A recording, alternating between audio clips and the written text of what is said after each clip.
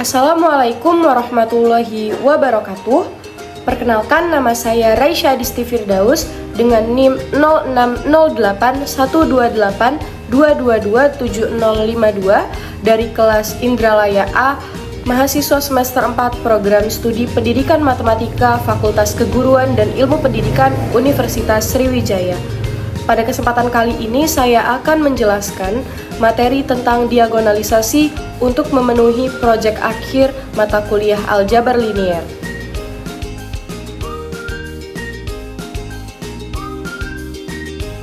Baik, untuk submateri yang akan dibahas kali ini ada 3, yaitu definisi diagonalisasi, lalu prosedur mendiagonalisasi matriks, dan yang terakhir soal-soal diagonalisasi.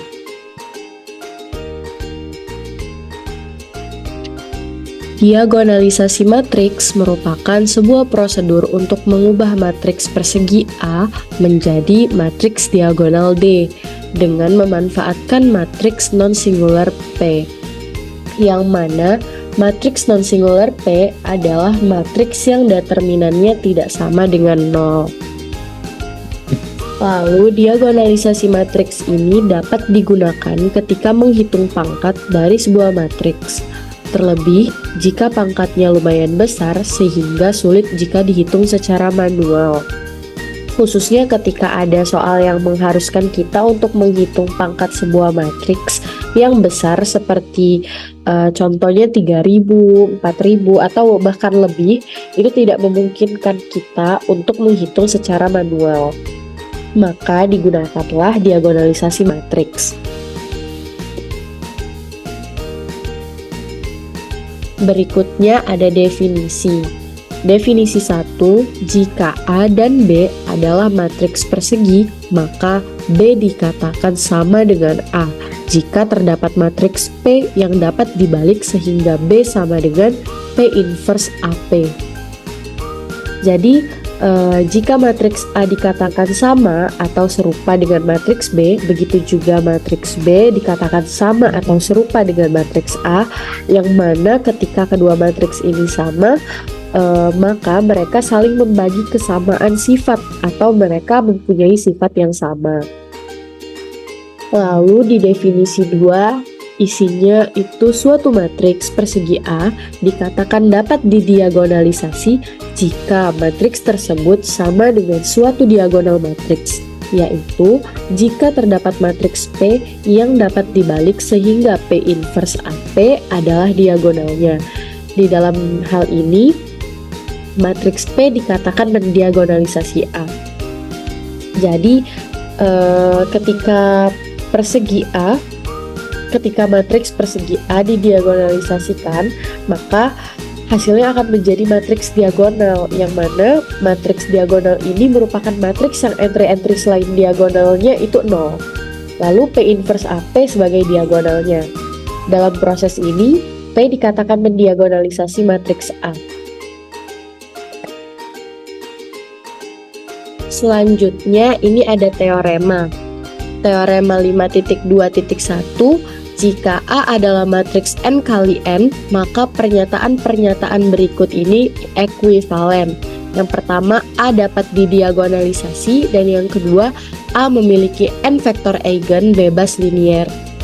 Lalu, ada teorema 5.2.2, A jika lambda 1, lambda 2, hingga lambda k adalah nilai eigen berbeda dari matriks A, dan jika V1, V2, hingga Vk adalah vektor eigen yang sesuai, maka V1, V2, hingga Vk adalah himpunan bebas linier. Yang kedua, matriks n kali n dengan n nilai eigen berbeda dapat didiagonalisasi. Selanjutnya, kita masuk ke prosedur. Ada 3 prosedur yang bisa kita lakukan. Yang pertama, menentukan vektor eigen.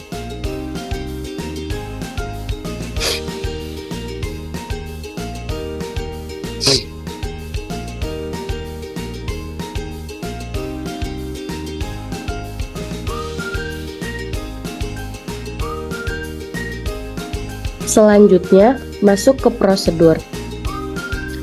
Ada 3 prosedur, ada 3 langkah-langkah yang harus kita lakukan. Yang pertama, menentukan vektor eigen.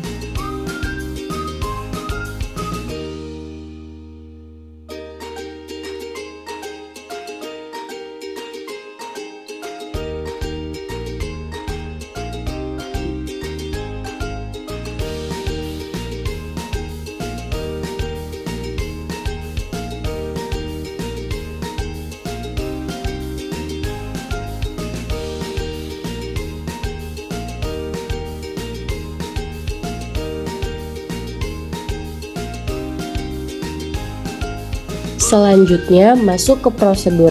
Ada 3 langkah-langkah yang harus kita lakukan. Yang pertama, yaitu menentukan vektor eigen. Jika ada total n vektor, maka matriks tersebut dapat didiagonalisasi. Dan jika totalnya kurang dari n, maka matriks tersebut tidak dapat didiagonalisasi. Dengan menggunakan persamaan karakteristik, yaitu determinan lambda I min A sama dengan 0, maka kita akan dapat nilai lambdanya. Dari nilai lambda tersebut, kita cari masing-masing dari vektor eigen. Kemudian, jika jumlah dari vektor eigen itu memenuhi atau tidak kurang dari n vektor, maka matriks tersebut dapat didiagonalisasi. Prosedur yang kedua yaitu membentuk matriks P. Jadi bentuklah matriks P, yaitu P1, P2 hingga Pn yang vektor kolomnya merupakan n vektor basis yang diperoleh dari langkah 1. Jadi vektor-vektor yang kita dapatkan dari langkah 1, yaitu dari masing-masing nilai lambda, kita susun kemudian kita sebut dengan matriks P. Dan yang terakhir itu menentukan matriks D. Karena ada P inverse, jadi P inverse AP adalah matriks diagonal yang entry diagonalnya berturut-turut merupakan nilai eigen lambda 1, lambda 2 hingga lambda n yang sesuai dengan kolom berturut-turut P. Karena ada P inverse, maka kita harus menentukan terlebih dahulu nih berapa matriks P inverse-nya, kemudian kita kalikan dengan matriks A, lalu kita kalikan dengan matriks P juga, maka akan menjadi matriks diagonal D, hasil dari diagonalisasi matriks persegi A tadi. Setelah dari prosedur tadi, langsung saja kita kerjakan latihan soal. Di sini sudah tersedia 3 buah latihan soal dari nomor 1 sampai nomor 3.